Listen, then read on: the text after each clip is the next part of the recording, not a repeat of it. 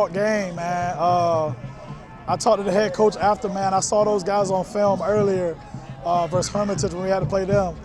And I knew that they were going to go deep into the playoffs. They're a good team and well coached. And that's what we faced today, which result of why the game played out the way it did. We made a lot of mistakes. I know we'll get back to the drawing board next week. Thank God we have another week. But at the end of the day, man, these kids and these coaches, my coaching staff and my kids, they deserve it, man. Just being in the situation we were last year, coming up short, and all the work that they've been through and put in, and my coaches, like, you know, the stuff that I put them through and have them away from their families, their wives and stuff like that, just the amount of time that I ask them to put in. I'm more happy, and you know, when they go take these pictures and all that type of stuff, I like to see my coaches and my kids' face, man. All the work they put in just paying off. How hard, how tough, how physical was this game? It was every bit of that. Every bit of that. Two great physical teams, good offenses, explosive offenses, two good defenses.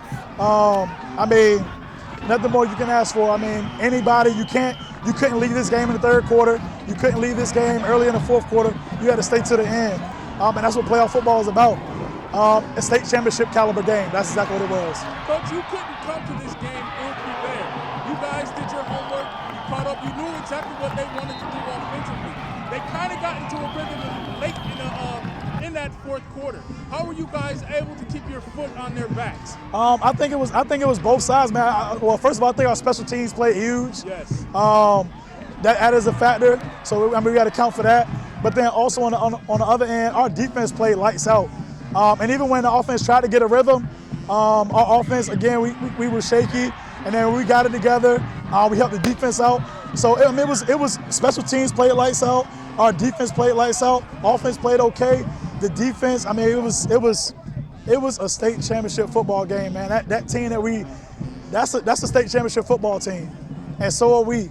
And that's the way the game played out. And I'm proud of my kids again. How excited are you to be representing the city of Norfolk in a 5A state championship? That's huge, man. The city of Norfolk, just being an alum from Maury, and then some of my coaches to be an alum from Maury. It means everything. It means everything. And we know that we got to go up the street over here to Hampton next week and try to finish the deal. We can't get too, we'll take the win, we'll stay happy about it, but we can't be too on it because then we'll lose focus on finishing the deal next week. So we got to get back to work next week and finish the deal. You're leading your high school alma mater to play the state championship at your college alma mater field. Talk about those dynamics. Yeah, I mean, it's a blessing to be able to do that.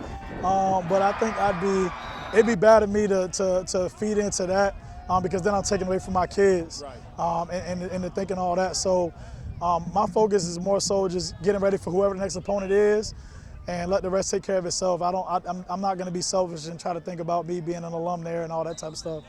It's about my kids and my coaches.